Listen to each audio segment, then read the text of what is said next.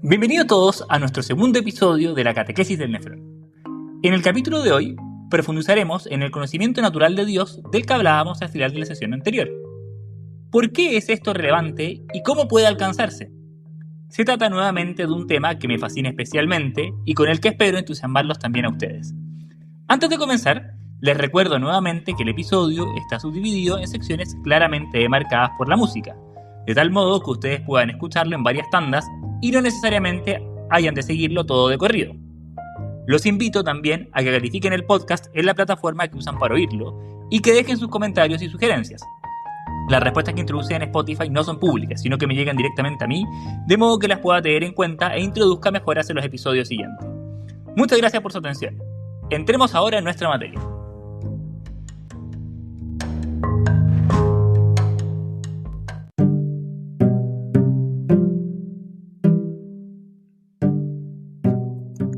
Estén siempre dispuestos a defenderse delante de cualquiera que les pida razón de la esperanza que ustedes tienen, pero háganlo con suavidad y respeto, y con tranquilidad de conciencia.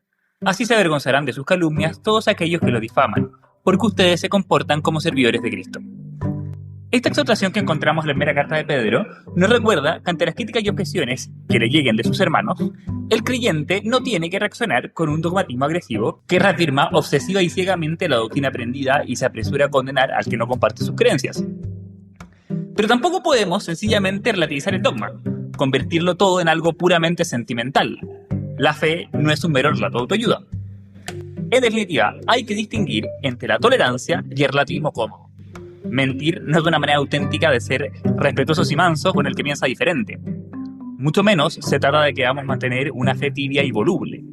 El mismo San Pedro nos exhorta un poco más adelante a permanecer fuertes en la fe. Un cristiano debe comprometerse con las verdades que Dios nos revela y tomárselas con seriedad. Es en ese sentido que decíamos en el episodio anterior que la religiosidad, si quiere ser auténtica, debe también someterse al examen crítico que supone la racionalidad y no reducirse al puro sentimentalismo. Y por ese mismo motivo es necesaria la doctrina, la formulación de nuestras creencias últimas en términos articulados y objetivos, cosa que Dios no se convierta en un mero comodín de consuelo con el que todo se vale. En último término, para el creyente, no hay oposición entre la racionalidad rigurosa y la fe sobrenatural, ya que ambas vienen de Dios y a Dios se dirigen. Pero, ¿cómo se articula ese compromiso doble con Dios y con la verdad? ¿Cómo puede alguien vivir una fe profunda y auténtica, pero también ser irrealista? Parece necesario encontrar un punto de contacto entre ambas dimensiones, ciertas verdades racionalmente alcanzables que abren al hombre a Dios. La tradición llama preámbula fidei a estas verdades o presupuestos filosóficos que predisponen al ser humano para aceptar la revelación. Y la principal de estas verdades previas es la existencia de Dios. Es por eso que el Catecismo de la Iglesia Católica se abre con un apartado titulado El hombre es capaz de Dios.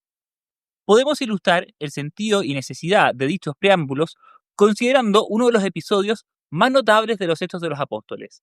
El pasaje es largo, pero vale la pena leerlo completo. Los que acompañaban a Pablo lo condujeron hasta Atenas y luego volvieron con la orden de que Silas y Timoteos se reunieran con él lo más pronto posible.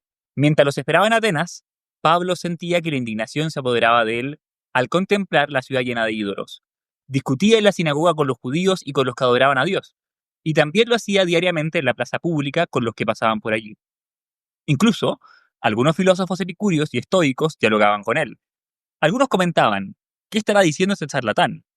Y otros, parece ser un predicador de divinidades extranjeras, porque Pablo anunciaba a Jesús y la resurrección.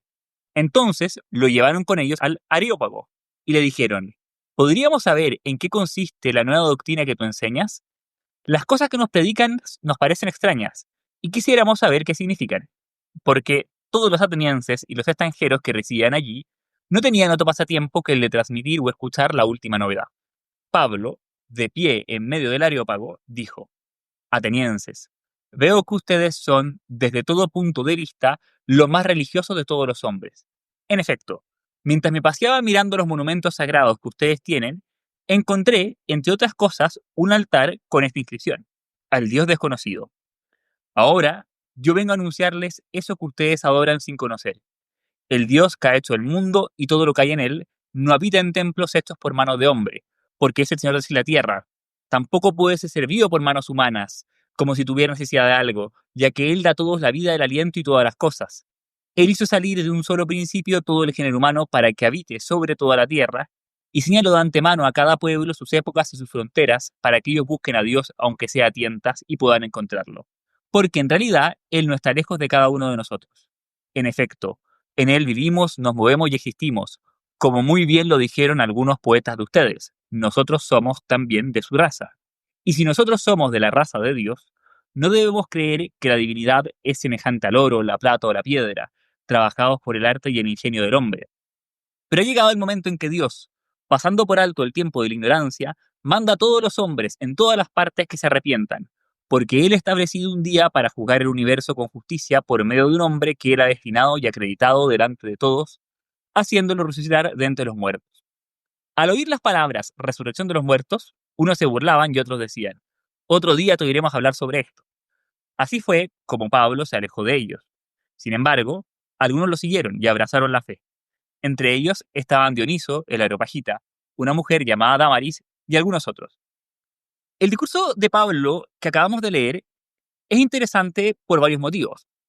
En primer lugar, llama la atención su contraste con los discursos catequéticos previamente recogidos en los Hechos de los Apóstoles. Hasta ese momento, Pablo había dirigido su mensaje primeramente a los judíos, que ya conocían a Yahvé y estaban versados en las escrituras del Antiguo Testamento, lo cual le daba un muy buen punto de partida desde el cual comenzar a exponer su mensaje.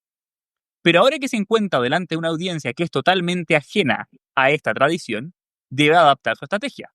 Para dirigirse a los paganos, San Pablo toma como punto de entrada la existencia de un acceso natural a Dios. Aunque desconozca las escrituras, el pagano ya es religioso, pues adora un Dios desconocido.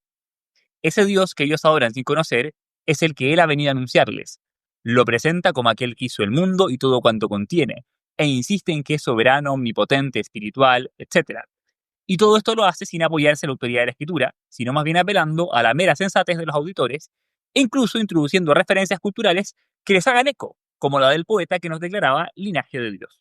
Ciertamente, si no existiera un conocimiento natural de Dios, tampoco sería posible un conocimiento revelado.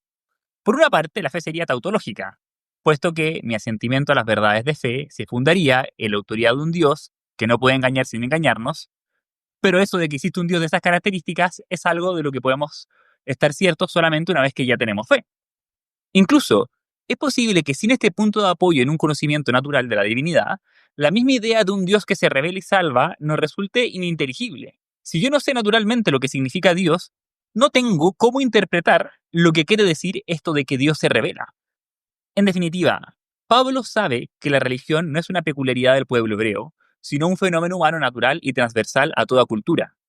Dios no nos es impuesto ambientalmente por ciertas coyunturas peculiares del desarrollo cultural de Occidente, sino que es la propia naturaleza del hombre la que nos impulsa a buscarlo. San Agustín exclamó famosamente, «Nos creaste, Señor, para ti, y nuestro corazón está inquieto mientras no descansa en ti». Efectivamente, toda cultura y época ha tenido sus manifestaciones de religiosidad, y considerado en términos universales, el ateísmo recalcitrante es un fenómeno más bien aislado, propio de la historia reciente. Precisamente porque son expresión de esta religiosidad natural que Dios ha inscrito en el corazón del hombre, la Iglesia Católica reconoce y valora cuanto de bueno y verdadero hay en las demás religiones. Para desarrollar este tema, el Concilio Vaticano II retomó la doctrina patrística de la semina verbio o semillas del verbo. Sin constituir la verdad plena, estas religiones la poseen en estado germinal y la preparan. Atendido lo anterior, el mismo concilio enseñó que existe un deber grave de respetar y defender la libertad religiosa. La fe no puede ser impuesta en términos coactivos que vulneren la conciencia de la persona. Escuchemos a este respecto las palabras de la Declaración Dignitatis Humanae.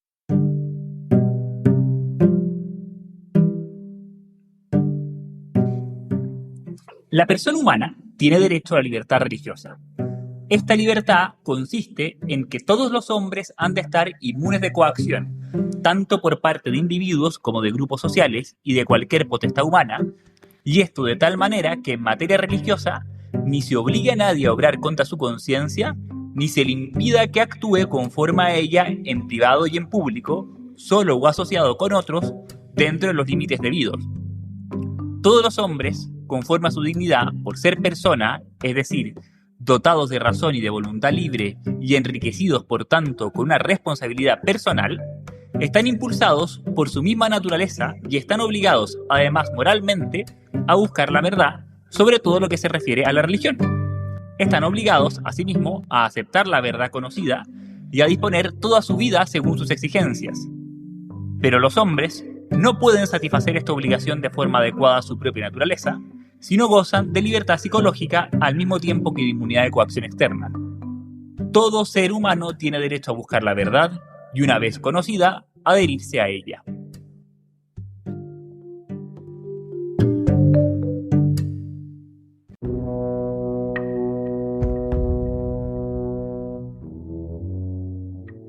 No obstante, lo que hemos dicho sobre la religiosidad natural, es un dato innegable que muchas personas niegan a Dios o cuestionan las religiones.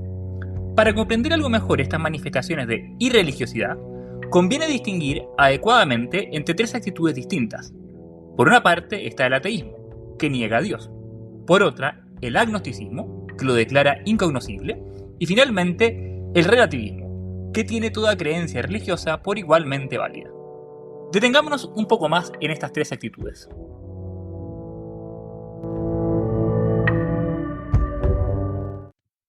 El ateísmo es la negación abierta de la existencia de Dios. Es una actitud que tiene vertientes teóricas y prácticas.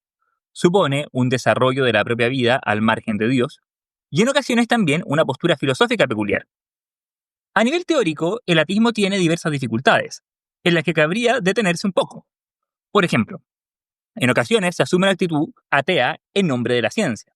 No obstante, la viabilidad de la empresa científica presupone cosas tales como la inteligibilidad del mundo natural. De lo contrario, no sería posible su explicación e investigación racional. La contingencia de este mismo mundo, atendida a la cual no podemos conocerlo mediante meros postulados del todo a priori, sino que necesitamos hacer investigación empírica. O la legitimidad de las explicaciones causales, es decir, explicaciones que vuelven comprensible una realidad a partir de otra que la produce o fundamenta. Pero todos estos presupuestos básicos de la ciencia veremos en unos instantes que son también los presupuestos básicos desde los que se pueden construir demostraciones filosóficas de la existencia de Dios. En ocasiones, el ateísmo obedece más bien a lo que podríamos considerar motivaciones pragmáticas. Para filósofos como Nietzsche o Sartre, Dios se presentaría como un obstáculo a la propia libertad, como una fuerza que constriñe al ser humano y le impide vivir su plena autonomía y desplegarse al máximo.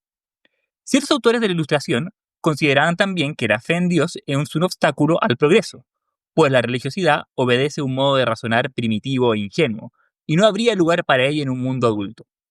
Finalmente, están quienes sienten que todo el dolor que vemos en el mundo, y especialmente la incoherencia de los creyentes, desmentiría la existencia de Dios. Si Él existiera, no permitiría los horrores tremendos que vemos en esta vida, y mucho menos se prestaría para que personas hicieran en su nombre todo tipo de acciones moralmente reprochables. Este último problema es algo en lo que espero nos podamos detener más en profundidad el episodio siguiente. Más extendida que el ateísmo estricto, está a veces la actitud agnóstica, que no niega abiertamente a Dios, pero lo declara incognoscible para el ser humano. A nivel práctico, el agnosticismo puede llevar a adoptar un estilo de vida ateo, que sin mostrarse abiertamente hostil a Dios, lo margina de la existencia cotidiana y persigue únicamente el bienestar temporal.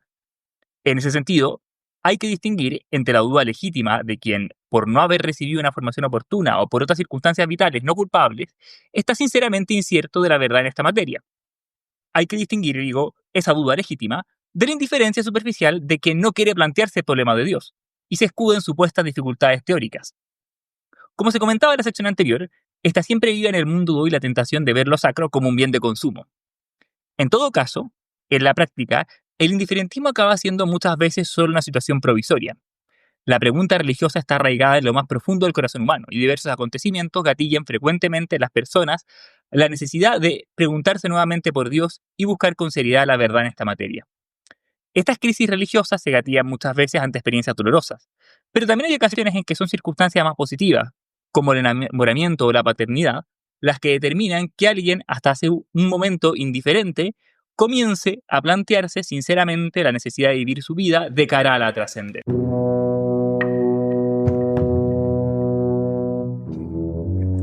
Finalmente, existe el relativismo religioso, que afirma a Dios pero considera que todas las religiones son intentos igualmente legítimos de relacionarse con él. Como decíamos hace unos instantes, es innegable que en todas las religiones hay semillas de verdad, ya que muchas veces surgen de una búsqueda sincera de Dios.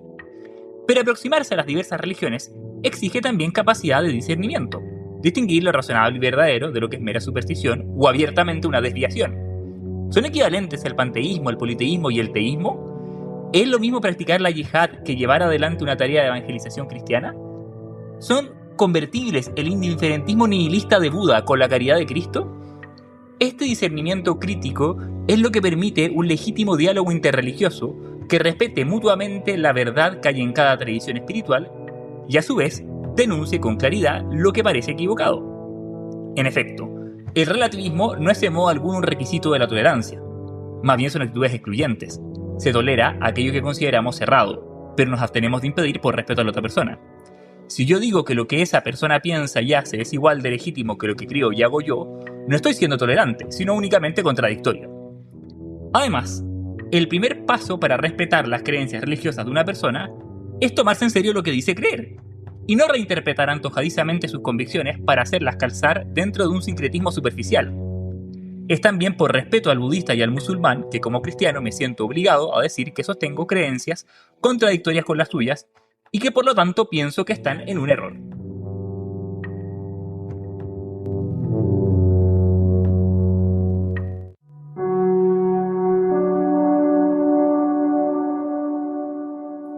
Pero esta religiosidad universal del ser humano resulta también muy ambigua. A lo largo de la historia, las personas han sostenido visiones muy contrapuestas o incluso contradictorias de Dios. Hay religiones panteístas, politeístas, dualistas, animistas, etc. Muchas veces, la religiosidad se mezcla con la superstición. Las religiones primitivas apelaban indiscriminadamente a fuerzas arcanas y sobrenaturales para dar razón de fenómenos que, al menos de un modo inmediato, hoy explicamos en gran medida de manera naturalista a través de la ciencia. Ciertamente, hoy sabemos que no es necesario postular un Zeus irritado para dar cuenta de los truenos. Ahora bien, purificadas esas confusiones primitivas, encontramos también algunos ámbitos de la experiencia humana en los que la pregunta por Dios es especialmente recalcitrante, y los notables progresos de la ciencia no logran volverla prescindible. Por una parte, la pregunta por Dios viene asociada a la pregunta por los grandes misterios de la condición humana, el sentido de la vida, el destino del hombre, el bien y el mal, el dolor y la muerte. Por otro lado, Dios sigue apareciéndosenos como respuesta última y fundamento radical de todo lo que existe. Solo la apelación a Dios podría responder satisfactoriamente las preguntas más fundamentales y justificar inteligiblemente la existencia del mundo que se presenta en nuestra experiencia.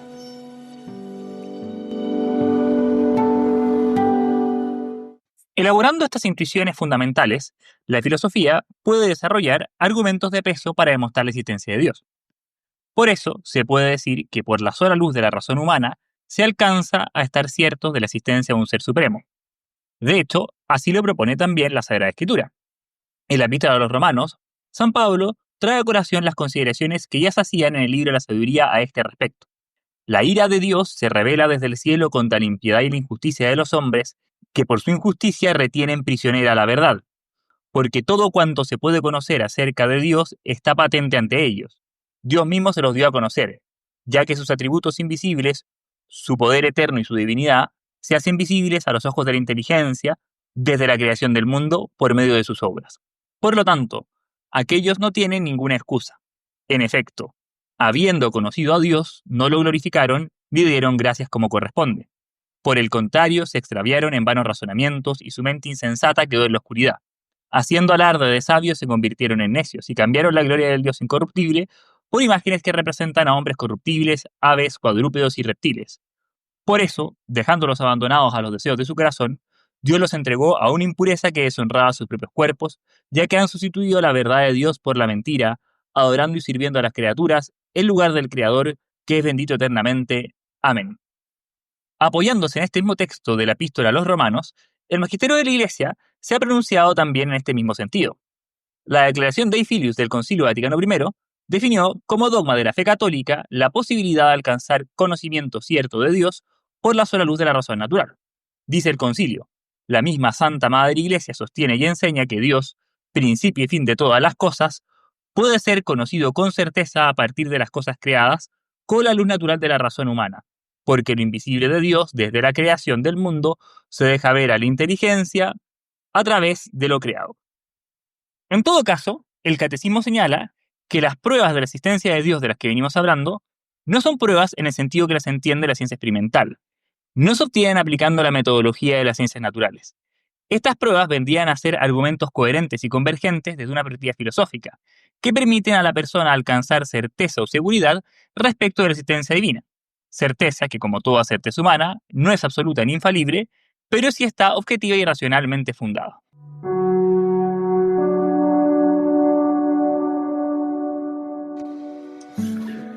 Santo Tomás de Aquino explica muy bien que el conocimiento filosófico que tenemos de Dios en el orden natural no es directo. Dios no se presenta a nuestra experiencia con la misma inmediatez con que se nos presentan las realidades sensibles, que son el objeto primario de nuestro conocimiento. A Dios yo no lo conozco como conozco la silla que estoy viendo aquí al lado. Para el Aquinate, el conocimiento natural de Dios tampoco es a priorístico, es decir, no se obtiene mediante un mero examen introspectivo del contenido de ciertos conceptos presentes innatamente en nuestra mente. Esta pretensión de, mediante la mera formulación axiomática de la idea de Dios, afirmar la existencia divina, es básicamente lo que la tradición filosófica conoce como argumento ontológico. En realidad, los argumentos que tenemos para la existencia de Dios son indirectos, son el resultado de un razonamiento que se remonta desde el efecto a la causa. Para entender el sentido básico de un argumento que va desde el efecto a la causa, podemos suponer el siguiente ejemplo. Digamos que un piloto pasa volando sobre una isla supuestamente desierta y encuentra en la playa una formación de rocas que describe claramente la señal SOS. Aunque ese piloto no esté viendo a ninguna persona en la isla, la presencia de esa formación tan inédita de rocas parece motivo más que suficiente para suponer que ahí hay alguien que necesita ser rescatado. Y sería una grave negligencia de su parte despreciar esta consideración y seguir adelante con su ruta como si nada.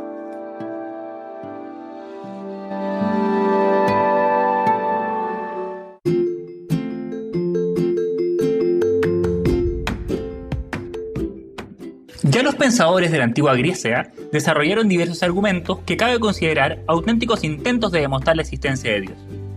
Interesantemente, argumentos muy similares parecen haber sido desarrollados de modo bastante independiente dentro de otras tradiciones culturales, como la del pensamiento indio. La escolástica medieval utilizó un poderoso aparato metafísico para presentar estos razonamientos bajo la forma de argumentos deductivos. Y lejos de quedar concluido en esa época, el tema sigue suscitando mucho interés filosófico durante toda la modernidad y hasta el día de hoy. Por ejemplo, en las últimas décadas, filósofos como Richard Swinburne han elaborado argumentos inductivos de inferencia a la mejor explicación que resultan bastante persuasivos.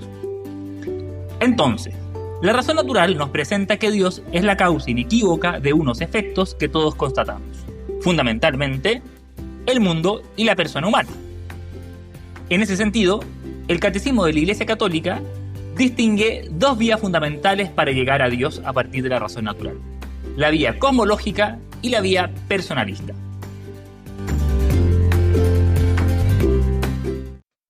Los argumentos cosmológicos nos presentan aspectos de la realidad percibida por nuestros sentidos que no son autoexplicativos.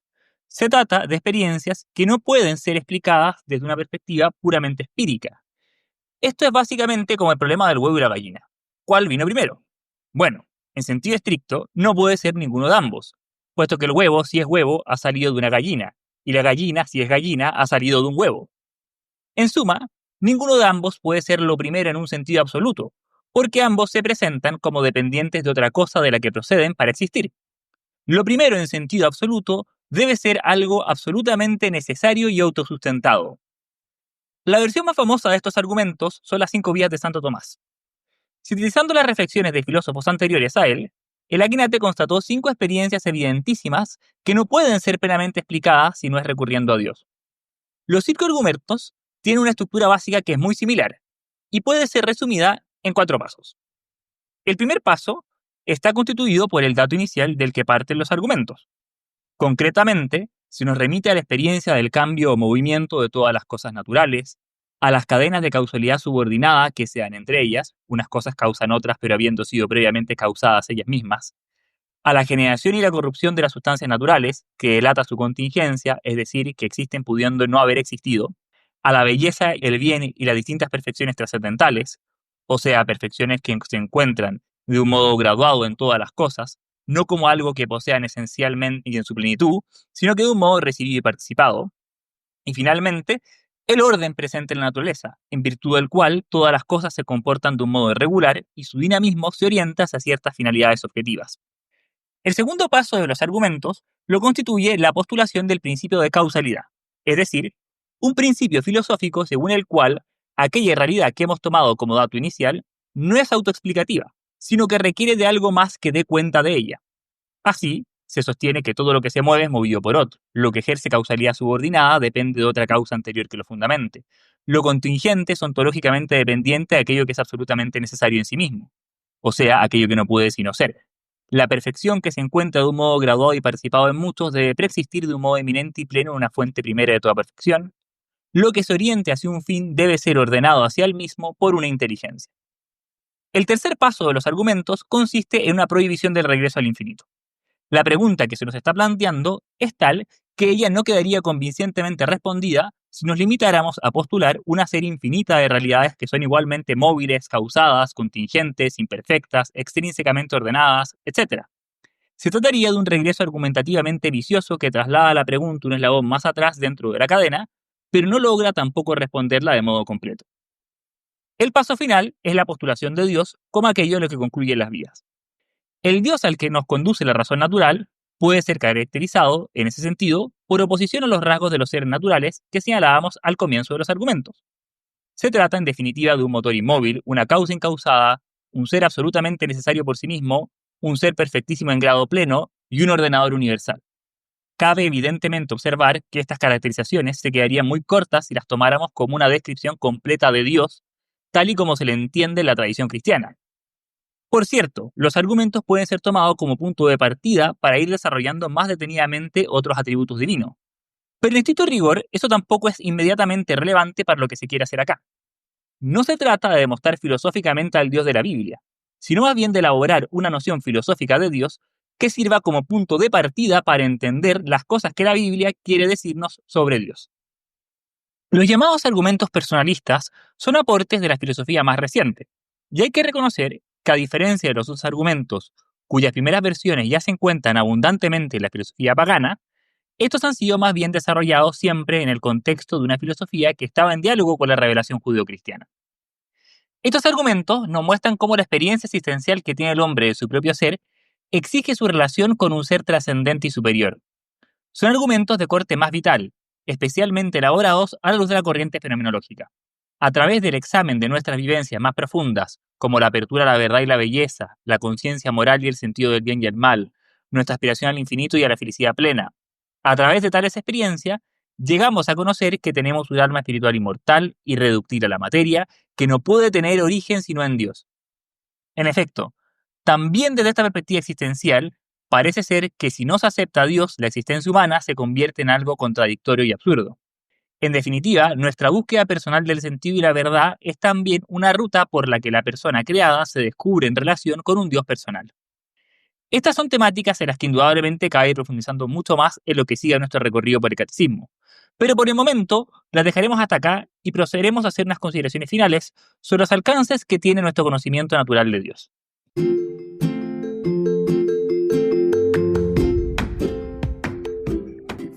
La manera de responder a la pregunta planteada por las experiencias que hemos ido describiendo es aceptando la existencia de un ser que, primero, es la fuente última de la que todo procede, segundo, es radicalmente distinto a todos los otros seres que conocemos, y tercero, es distinto no porque le falte algo, sino más bien porque realiza de un modo pleno y eminente las perfecciones que las criaturas descubrimos realizadas de manera parcial e incompleta. Estos tres aspectos se enlazan en lo que fue designado la triplex vía por el filósofo cristiano y neoplatónico conocido como Pseudo Dionisio. Pseudo porque los medievales creyeron en su momento que se trataba en realidad del mismo Dionisio que vimos mencionar al final del episodio de San Pablo en el Areópago. El camino por el que la razón se eleva desde las criaturas hasta el Creador involucra estos tres pasos o aspectos: la causalidad, la remoción y la eminencia.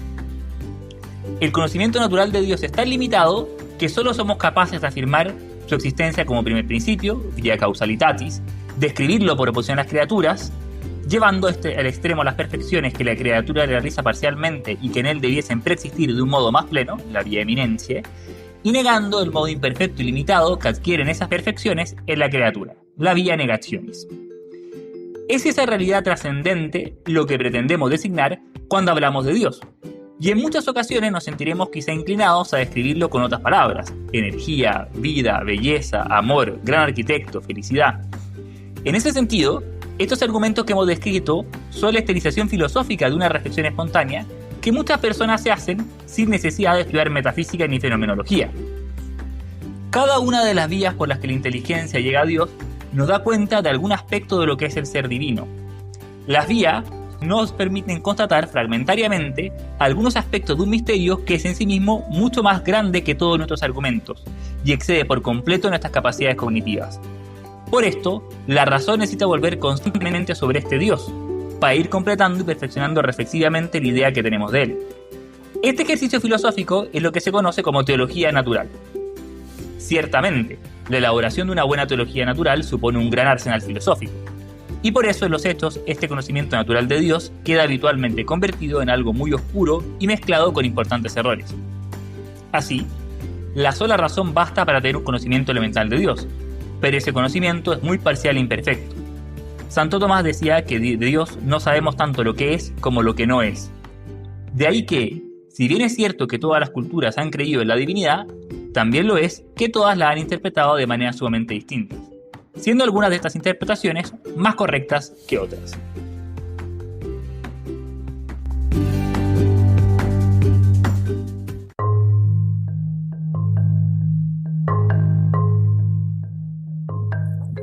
Este ha sido nuestro segundo episodio de La Catequesis del Nefrón. Si llegaste hasta esta parte del podcast, no puedo menos que agradecerte el interés con que has seguido nuestra sesión de hoy. En el siguiente episodio, trataremos de abordar el argumento que con más frecuencia es esgrimido a favor del ateísmo, el llamado problema del mal. Se trata de un misterio tremendo, que configura también de un modo fundamental la problemática religiosa. De hecho, en cierto sentido, todo el cristianismo tiene que ver profundamente con esta pregunta, a la que solo se puede responder desde el conjunto de la revelación. Espero que tengan una excelente semana y que nos volvamos a encontrar pronto para conversar sobre eso. Saludos a todos.